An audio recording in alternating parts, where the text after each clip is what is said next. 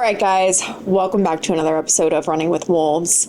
Today's episode is going to be a little bit different because I'm going to talk about, I don't want to call it a mistake that I made, a marketing lesson that I learned recently. And you're going to be like, Savannah, you're supposed to be the quote unquote marketing and sales expert. Why are you still learning lessons? You never stop growing, my friends, okay? And this episode, this lesson that I learned was a very expensive one for me to learn.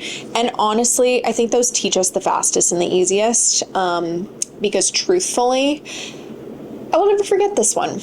I'm going to take you behind the scenes of kind of like a hard truth that I realized recently. And I, like I said, learned the very expensive way. And what I need you guys to remember going into this episode is that you can have $500,000 in leads per month.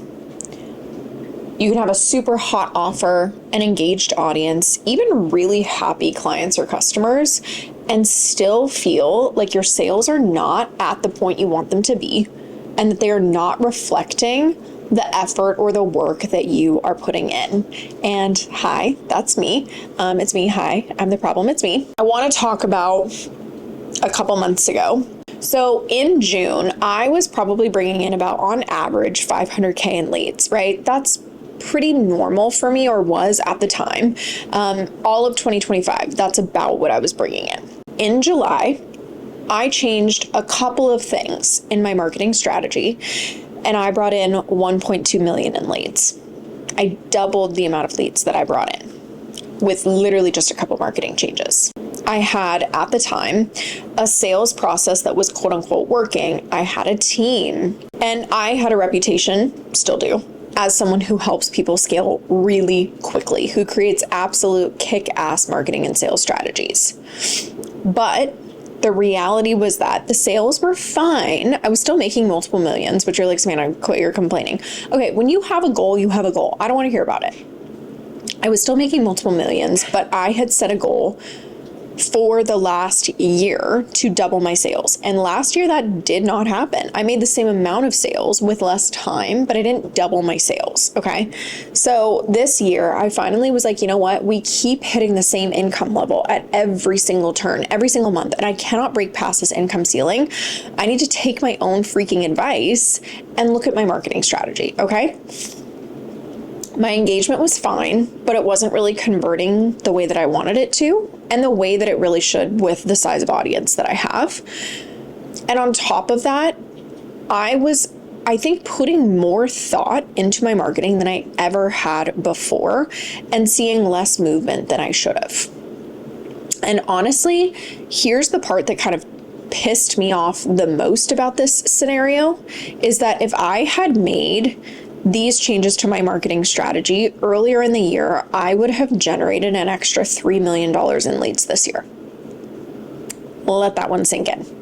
Just let that sink in. So when I did the math on that, that one hurt, because that's like not a hypothetical. That's not a maybe. That's what the data tells me.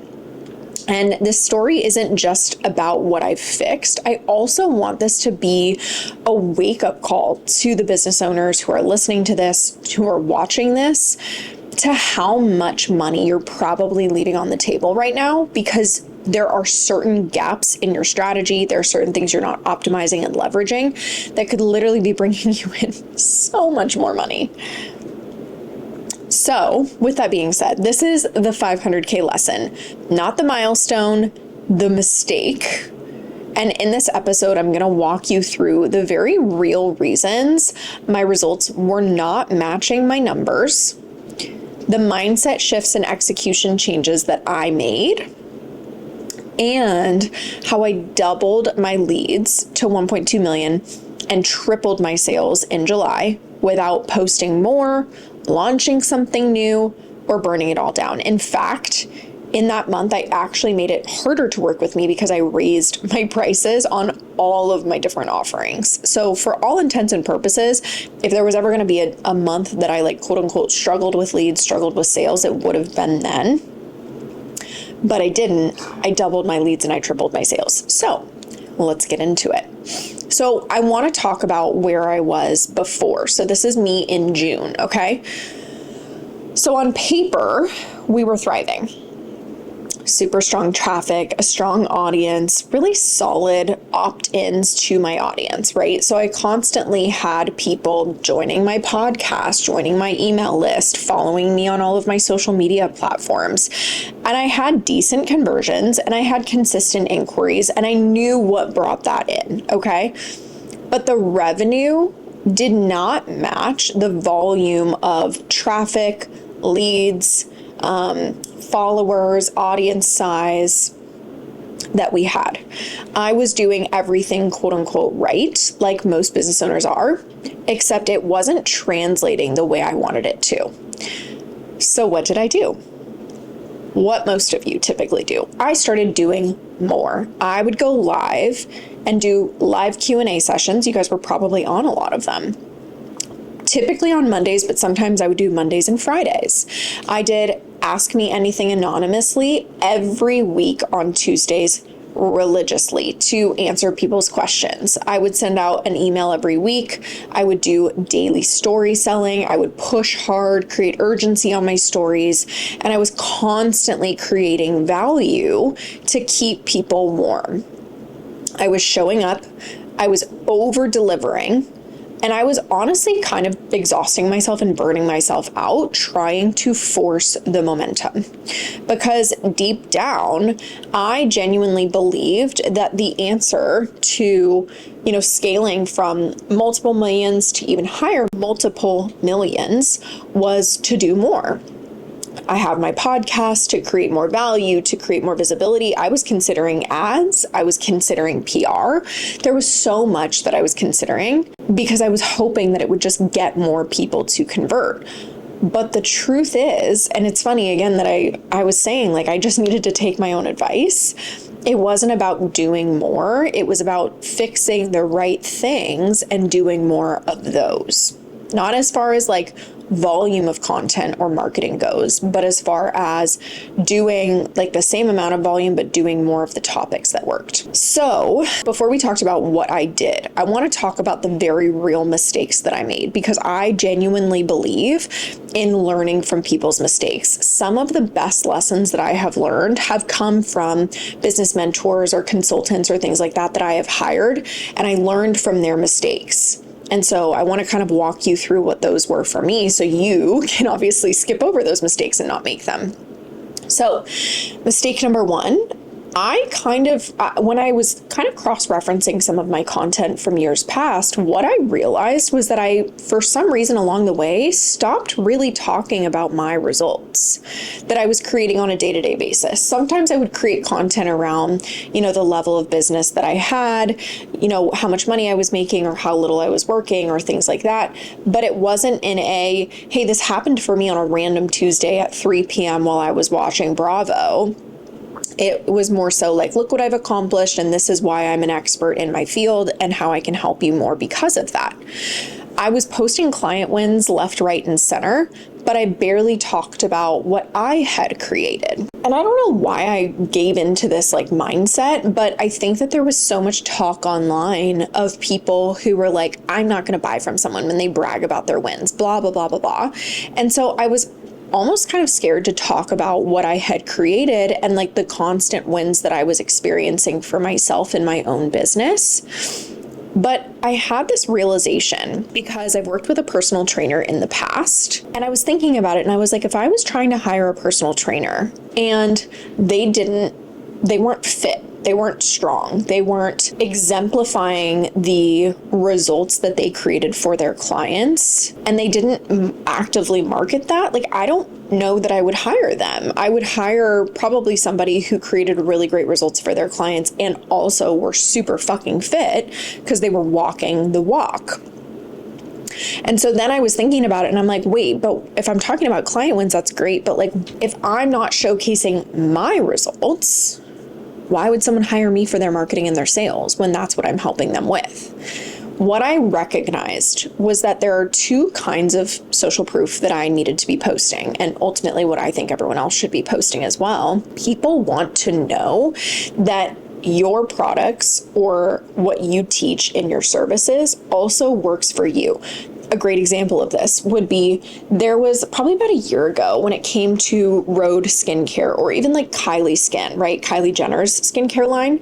There was so much skepticism around whether or not they were actively using those skincare products. And it was like, okay, why are you trying to sell us products that you're not even comfortable using on your skin? And it's kind of the same thing, where it's like you're endorsing a product, or you're selling a product that like you wouldn't even use yourself, but you expect other people to, or you're marketing a service, but you're not even talking about your own results. So why would you expect people to have faith that you could create that for them as well? And honestly, I was hiding that part. I was still, like I said, talking about my clients. And I do still think it's incredibly important for you to post content about the results you create for your clients, or the results your product has created for your customers, because I don't think just talking about your results is enough to create sales, because then people are like, cool, you're able to do that, but are you able to do that for me, or does your product do that for me, basically, right? But the moment that I started showing my numbers in the right context, so not just like, hey, I made this many sales, or I made this much in leads this week, or something like that, but me basically saying like,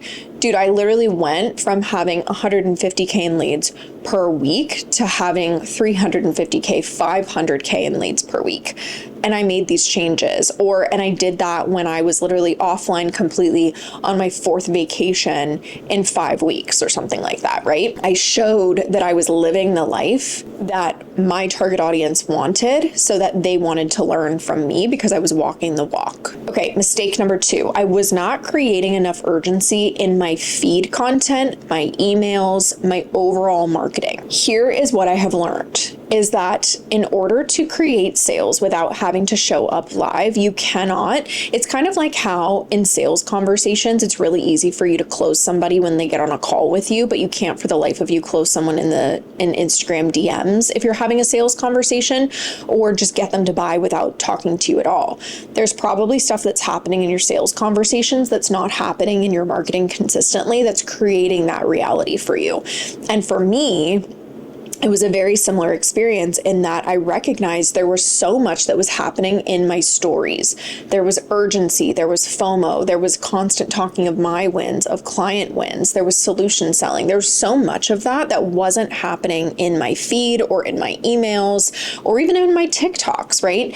And so it created this scenario where the only time that I would create sales, or get leads, or get inquiries, was if I showed up live to push that. And I'm like, dude, I feel like I'm literally handcuffed to my phone. I feel like, I was in Santa Barbara earlier this year on a trip with my boyfriend. He's in tech sales, and basically like they do a trip that you have to qualify for every single year if you sell like the quota. And obviously he exceeded that because he's really good at what he does. Shameless plug from Lover Girl Savannah. Anyways, but so he got to go on that trip, and he got to bring a free +1. So I was like, hell yeah, I want to go with you. And I worked while I was there, which was fine. I don't mind like answering Slacks and stuff, but I was on my stories constantly, because I was like, the only way that I can sell is by being on my stories. And it was really difficult for me, because I was like, I would love to be able to just like not have to worry about showing up live. I would love to be able to just like have my feed content go out, have my emails go out, maybe pre-create a couple of different TikToks like the week prior that I could just post and have ready to go, and have the same amount of sales going in. But instead, I was sitting there at the freaking Ritz-Carlton in Santa Barbara with a margarita in my hand, when I should be spending time with my boyfriend and enjoying this time. And all I could think about was like, what do I need to talk about in my content? How can I use this scenario to talk about, my marketing? Or like, how can I use this to leverage sales? How can I do this, that, and the other? I couldn't shut my brain off, because I had to show up live consistently in order to create those sales. My feed content at the time was nurturing. It was super strategic. It was smart, but it wasn't urgent. And that's the thing I think that kind of created the difference. The only time, like I said, that people bought was when I was showing up live, which meant my sales were directly tied to how often I was visible, and that is not scalable. So I obviously shifted. I made everything I was talking about in my stories that I just mentioned a part of my feed content, not just the call to action. I baked in that, like, this is why you need this now messaging at the top of my funnel. And I sold the gap in most of my posts, not just the benefit of working with me. And honestly, that's what allowed me to generate demand without being live every single day. And so there was 1 week in July when I created about 500K in leads in 1 week. And that had never really happened for me. And it was actually really funny because it was a meeting week for me. So the way I have my schedule structured, I call them AB weeks. So an A week is like I have no meetings basically. And then a B week is when I have all my meetings, client calls, things like that, so that during those A weeks, I can get a lot of really deep project work done, or like film podcasts or do different things like that.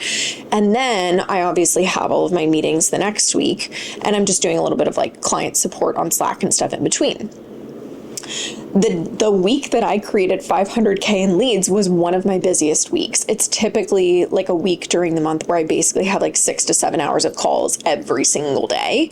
It's just like slammed. So basically all I'm doing those weeks is doing meetings and returning client Slacks. And then I basically crash afterwards. And so I had very minimal marketing going out that week besides my pre-created content and pre-created emails and things like that. And I still was able to create those results. And that was really cool for me because it wasn't just about how much money I made in potential sales or like how many leads I had come in. It was also about the fact that I didn't have to show up live. And it was one of the busiest weeks for me. And that was still something that happened. And I'm like, okay, so I could basically go on vacation for a whole week at this point and like recreate this result because of how I've shifted my marketing. Okay, third mistake, I pretty much lost my brand voice, you guys. Here's what I will say. It took someone who has known me for a very long time in business, like pretty much since I started, to message me and be like, is someone else writing your content? Like, what's going on? Because in the past couple years, I just feel like you don't really sound like yourself anymore. And I was like, what do you mean by that? Like, talk me through that. And they were like, I just feel like you used to be spicy. You used to be like savage. You used to like be this like tough love person who your content always freaking stopped me in my tracks and called me out.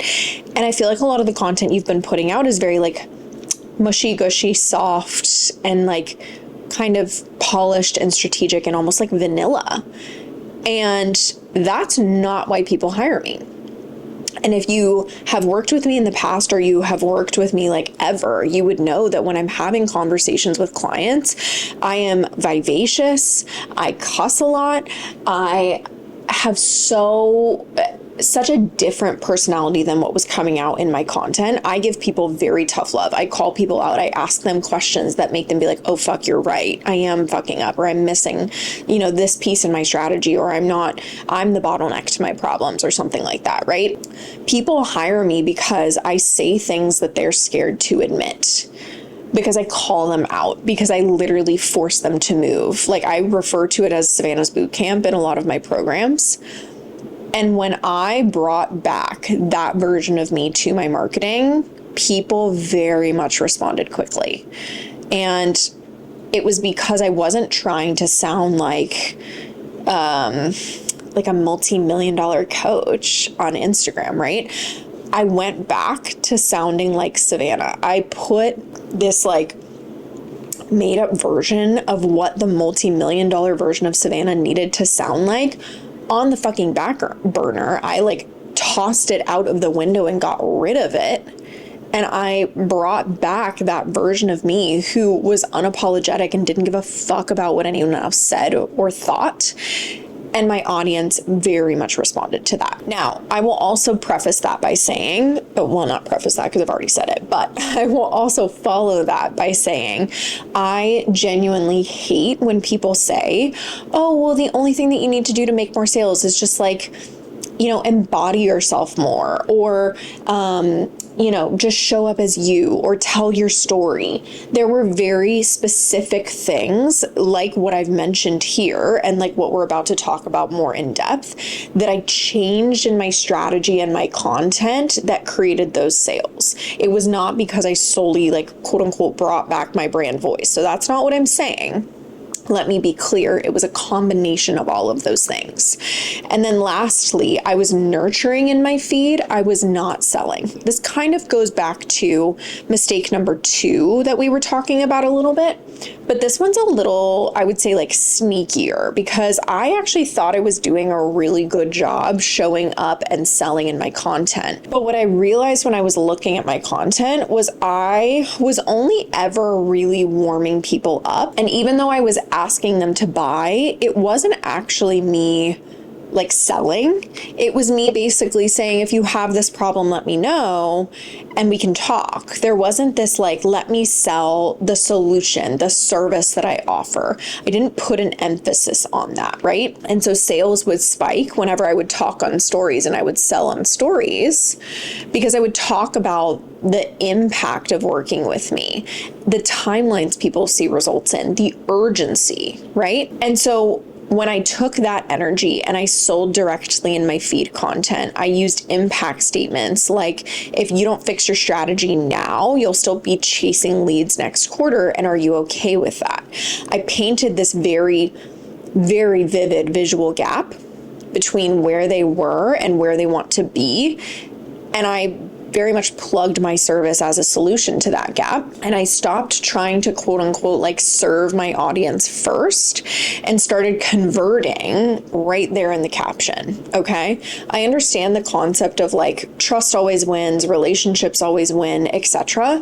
But if you need to get people to move, you have to give them a reason to. So what I want you to take from this episode before we go into the changes I made and how you can potentially incorporate that into your marketing as well, I want you to remember that you don't really need to do more. And this is for business owners at any level, okay?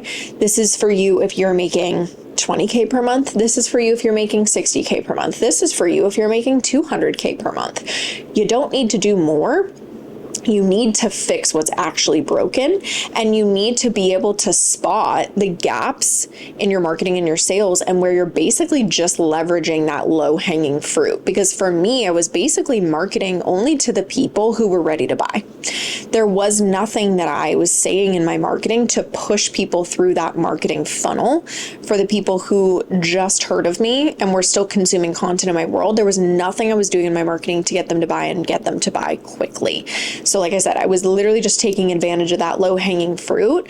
And as soon as I started optimizing my strategy in a different way, sales shifted immediately, and so did leads. You don't need more effort. You don't need more content. You don't need more engagement. You don't need more visibility. You don't need to run ads. You don't need to do PR. You need to fix what is not converting. Because you could be doing literally everything right. But if your voice is off or your proof is generic and your urgency is missing, you're going to keep coming up against that income ceiling that you've created instead of punching through it and scaling to that next level. Most of you don't need a new funnel. You need to stop tiptoeing around what actually drives sales. It's not about volume. It's about leverage. So with that in mind, and with you remembering that, let's talk about the very tangible things that I did to make all of that happen. Okay. So number 1, I brought my results into the spotlight. So here's what people think that looks like versus what I actually did. People think that this looks like me screenshotting my bank account every day or talking nonstop about how much money I'm making to prove that I'm legit, or posting fake humble brags to fish for attention. Here's what that actually looked like, okay? I wasn't just talking about the fact that was happening. I was giving context. I contextualized my numbers and I explained the strategy behind them. So yes, just like any other client result or customer review, There's a difference between saying the result that you created or that your product created and giving context to it so that people understand why it happened, so that they see your authority and expertise and see how you or your product could do that for them. Then I also shared exactly what I did to create those results, not just the outcome of it. And I positioned my results as proof of my mastery, not just of my ego. I'm not sitting there and being like, oh my God, look how cool I am. This is what happened. I'm saying, this is so fucking cool. This happened to me. This is what I did to create that. This is how I'm literally living my freaking dreams. And this is how that could happen for you too. And I can help you with that if you want. Number 2, I rebuilt urgency into my feed content. So again, here's what people think that this looks like. Screaming last chance on every post, or saying, oh, I only have 2 spots left, when in reality you actually have 10. Or forcing fake deadlines or discounts or posting countdown timers like it's literally a QVC channel, okay? That's not what that looks like. Instead, what I did was I built urgency around problems going unaddressed. So I basically was saying, if you don't get your marketing and your sales right, you're gonna stay in your current reality, and are you okay with that? It paints a very vivid picture for people of like, do I wanna be in this place in 90 days, in 6 months? And if the answer is no, you gotta move differently, and you gotta do the thing that you know that you should be doing, which is investing in my service. I positioned the cost of waiting as the real loss. So I did a post where I was basically saying you could have made an extra $1 million in sales this year. Spoiler alert, I was the inspiration for that. But you spent 12 months pulling the wrong lever. That, to somebody who is trying to hit multiple millions in revenue every year and is showing up every single day in their marketing trying to figure out what the hell is going wrong, is going to be a gut punch and be like, Savannah, we need to talk so that you can help me with that. And then lastly, I used urgency to drive action, not pressure. I wasn't sitting there yelling at my audience. I was quite literally just saying, if you want to be in this place in 90 days, we need to work together. Or if you are not okay with missing out on these results, we need to work together. I revived my brand voice is number 3. So here's what people think that this looks like. Writing quote unquote bold posts that are just recycled hot takes of mine. Cussing for shock value, or picking fights online to stand out, or creating polarizing content that's actually just like rage bait disguised. Versus, here's what I actually did. I returned to the tone that built my brand. Direct, call out heavy, no BS, but still supportive, right? So it's tough love for a reason. It's not like mean girl marketing. It's saying like, it's like the older sister energy. It's like, what the fuck are you doing? You're better than that. Come on. Like, let's make some real change here so you can get to your goals. I said the other things that coaches were avoiding, but I backed it with strategy. Okay. So for example, I would look at my competitors' pages and be like, what do I disagree with that they're talking about or that they're teaching? So like, here's a great example. I saw a post on Threads. This is probably back in June, I would say, and I created a post about it over in July. And it actually got a pretty decent amount of attention. And someone essentially who was like a virality coach or whatever was saying, in order to create like X amount of sales per month, you need millions of people looking at your sales pages and at your marketing and at your content every single day. How the hell are you supposed to do that without paying for ads unless you're going viral? And like bottom funnel content isn't going to do that for you. And I got so pissed off, and I was like, oh, no, that's not correct. And I started creating polarizing content around that. And I basically was talking about the fact that like virality without bottom funnel content is literally just like being an influencer, right? And you're not even monetizing it.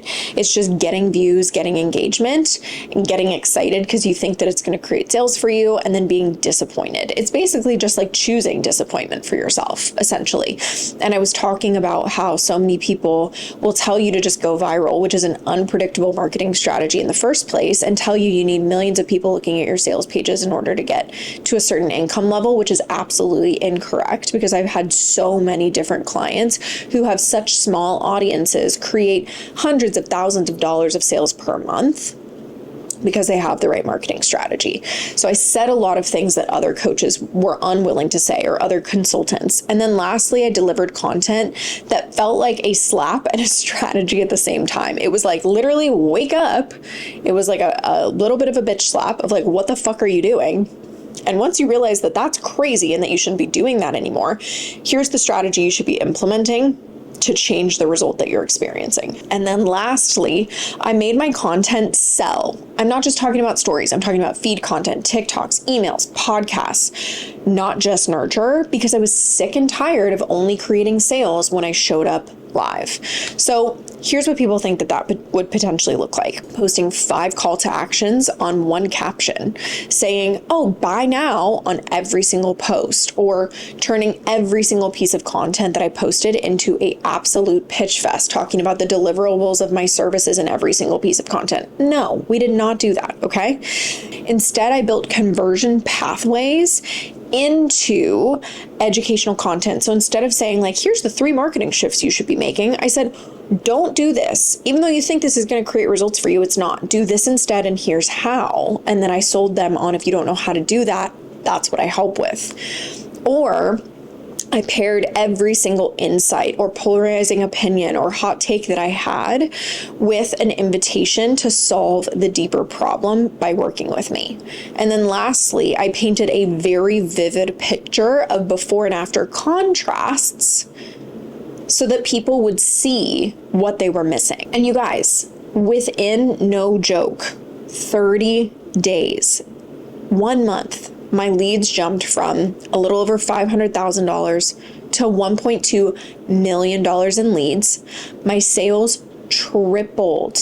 You guys, tripled in 30 days. That's hard to do. And on top of that, I did less. I stopped showing up on my lives. I stopped doing live Q&As. I stopped doing Ask Me Anythings. I'll still do them every now and then, but in a more intentional way and in a way that's actually serving my audience instead of just trying to like trick them into engaging with me. I haven't been super consistent with my email marketing. I've literally just been super consistent with my podcast, my TikTok, and my Instagram feed. And my stories. I am not even selling as much on my Instagram stories anymore. It's actually kind of crazy. Like I've blown my own mind away. And I did this without a new offer. I didn't hire on new team members. I didn't put extra hours into this. It was just better strategy and execution. Because honestly, for me, this wasn't a content problem. It wasn't a consistency problem. It was a conversion problem. And once I was able to fix that, once I was able to really, truly understand like, okay, where am I not optimizing my marketing and my sales? Where am I missing opportunities? And what strategies do I need to implement to fix that? Immediately, you guys. That is when I saw a difference. And that's when I really saw a massive spike in my leads and my sales. So please understand that if you know all those things, you could quite literally triple your sales in 30 days. That easily. And if you guys want help with that, that is exactly what I'm here for. So obviously you're welcome to DM me on Instagram, but if you have questions around maybe like what you're struggling with when it comes to that, or like, here's what I'm trying, here's my strategy, what the fuck am I missing? I want you to ask me those questions because this is the shit that I help my clients with every single day. I just need to learn how to take my own advice clearly, but that's what I do for my clients every single day. So like I said, DM me on Instagram, ask me your questions. I nerd out on this stuff. I would love to help you with that. If you want to work together so that I can help you leverage the things that are not just your low-hanging fruit, but help you double and triple your sales with the same amount of time, effort, energy, and marketing, DM me on Instagram. And if there's something else that you want to hear me talk about in the podcast, please message me that on Instagram as well, because I want to make sure that you guys get as much value as possible from this podcast. Because that's really why I do this. I don't just do this to sit here and like hear myself talk for 4 hours every single month. It really is to give you guys as much value as possible and create as much impact as possible, because that is my focus for this year. So I hope you guys have an amazing rest of your day. I hope that this was really, really helpful for you. And if you have any questions, DM me on Instagram. Otherwise, I will see you guys in the next episode. Thank you so much for listening, and I'll chat with you soon. Bye, guys.